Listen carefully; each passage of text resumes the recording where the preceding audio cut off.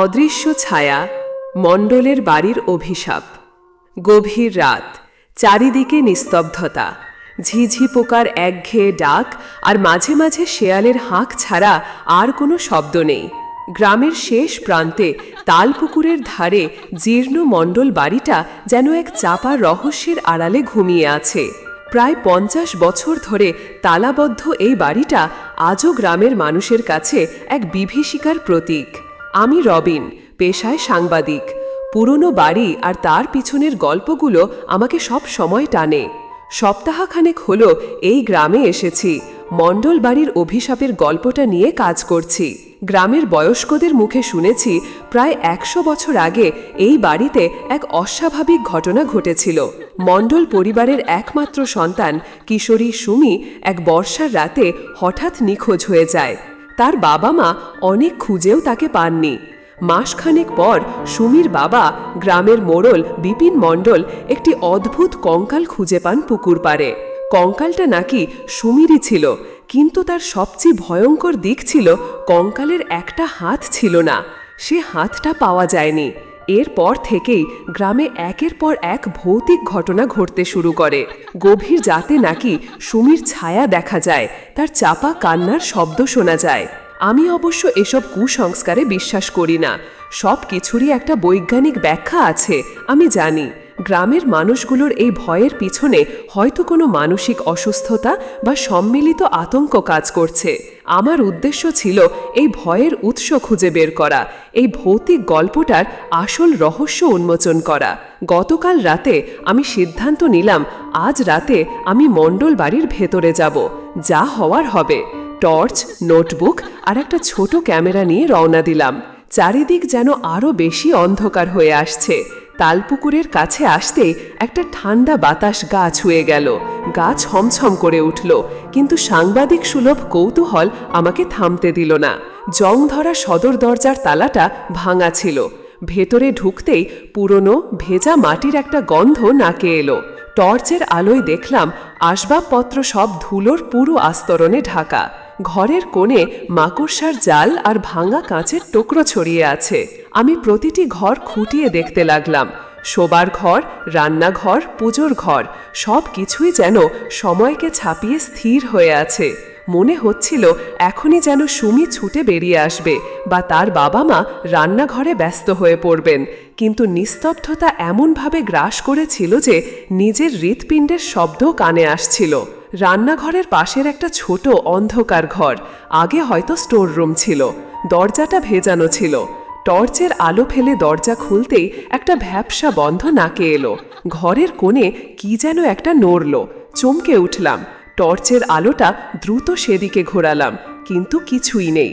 হয়তো কোনো ইঁদুর। ঘরের দেয়ালগুলো স্যাঁতস্যাঁতে, শ্যাওলা পড়ে কালো হয়ে গেছে। হঠাৎ চোখ গেল মেঝেতে একটা ছোট গর্ত। কিসের গর্ত এটা? টর্চের আলোটা গর্তের মধ্যে ফেলতেই আমার হাত পা ঠান্ডা হয়ে গেল। গর্তের মধ্যে একটা জিনিস জল করছে। সাবধানে নিচু হলাম।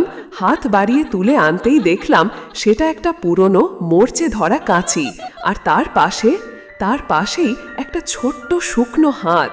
হাড়গুলো হলুদ হয়ে গেছে, নখগুলো লম্বা আর বাঁকা, যেন কোনো শিশুর হাত। পুরো শরীর হিম হয়ে গেল। এটা তো সুমির সেই হারানো হাত, কিন্তু কি করে সম্ভব? এটা তো পুকুরে পাওয়ার কথা ছিল বা মাটির গভীরে মিলিয়ে যাওয়ার কথা ছিল।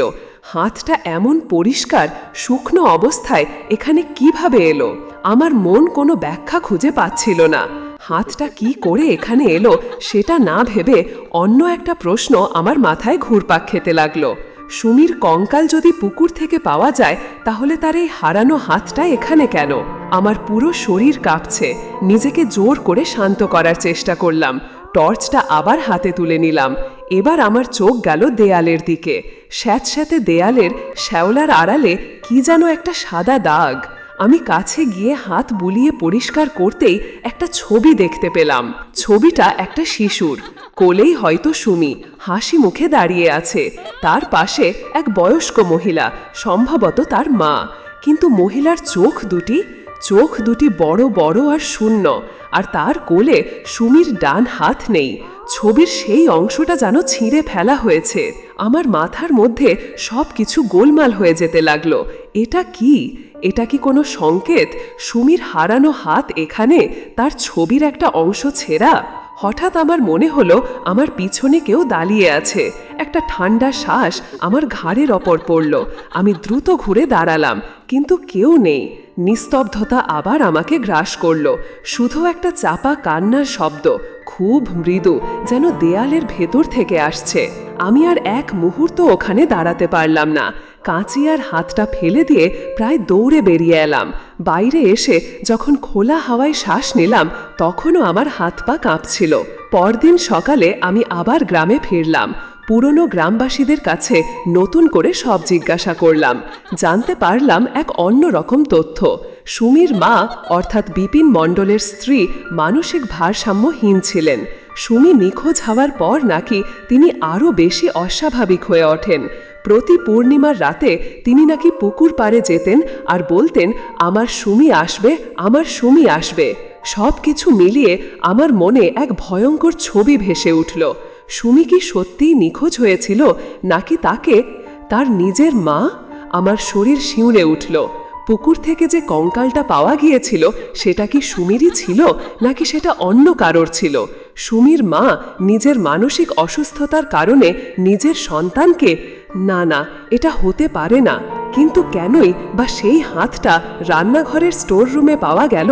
কেনই বা সেই ছবিটার একটা অংশ ছেঁড়া? আমি দ্রুত আমার ব্যাগ থেকে একটা কাগজ বের করলাম। সেটি ছিল সেই পুরনো সংবাদপত্রের কাটিং।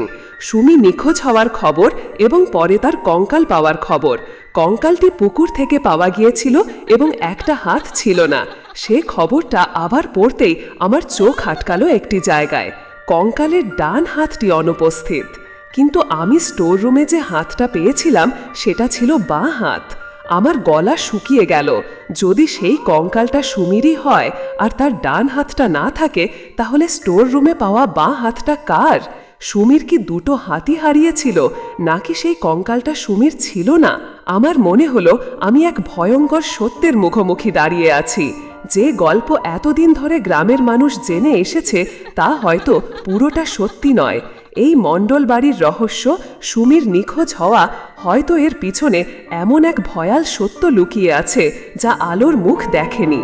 আর সেই বাঁ হাত, সেটা কি আমাকে এক নতুন রহস্যের দিকে ঠেলে দিচ্ছে, নাকি সেই হাতটা কোনো অন্য ঘটনার নীরব সাক্ষী যা এই মণ্ডল বাড়ির ভয়াল ইতিহাসকে আরও গভীরে নিয়ে যাবে?